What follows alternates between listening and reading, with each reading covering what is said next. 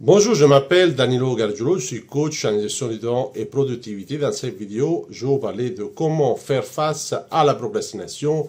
5 conseils efficaces issus de mon expérience. Découvrez maintenant mes conseils. Avant de commencer la vidéo, je vous remercie, si vous aimez justement mon contenu, de vous abonner à la chaîne. Cela me permettra de continuer à produire du contenu intéressant pour vous aider à améliorer la qualité de vos vies personnelles et professionnelles. Maintenant, je vous propose de passer aux conseils.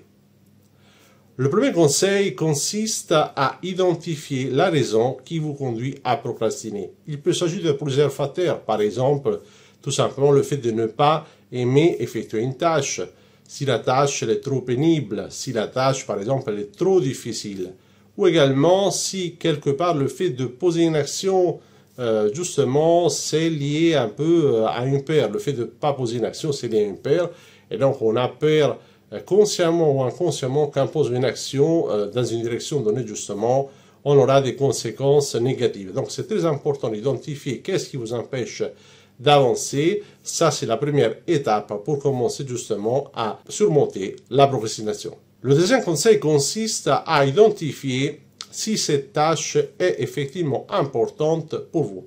Si cette tâche est importante pour vous, posez tout de suite une petite action pour commencer à changer les choses.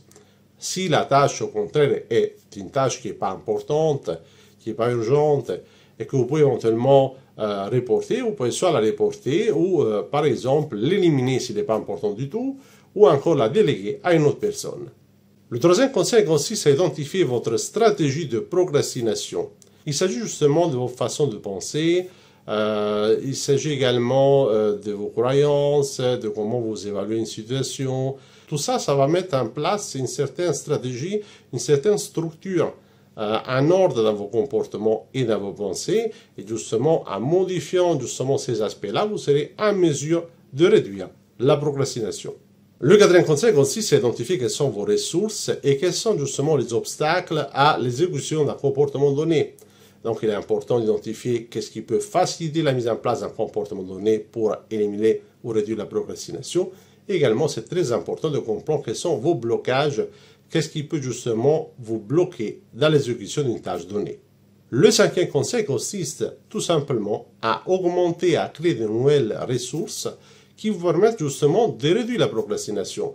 Ça s'appelle la mise en place justement l'utilisation d'un logiciel de gestion du temps ou tout simplement quelque chose que vous avez appris justement en travaillant avec un coach ou dans la lecture d'un ouvrage qui vous a justement aidé à améliorer la gestion de votre temps ou une vidéo que vous avez regardée sur YouTube. Peu importe, il est très important d'augmenter justement vos probabilités de poser une action pour réduire et améliorer justement votre efficacité.